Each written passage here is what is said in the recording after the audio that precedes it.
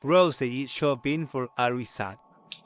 Geraldine eats at the supermarket buying things for a late dinner recipe. Her friends eat at home, helping her check what they already have. Hey Geraldine, are you at the supermarket already? Hey, yes, I'm here. I'm getting everything we need for the salad with eggs and toast. Cool. Do we have any tomatoes? Only few tomatoes, like three. I'll buy some more. Yes, we need a loaf of tomatoes for the salad. So, Good idea. What about lettuce?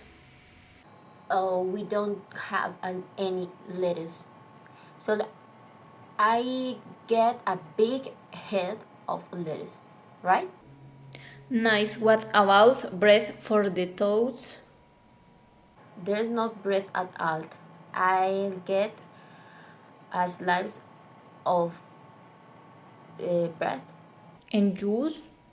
Just a little juice, and it's almost gone. So I grab a big bottle of orange juice and maybe some mango juice too. Do we need rice?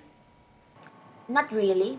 We have a lot of rice at home, so I won't buy more. Okay, I think that's everything we need for the recipe.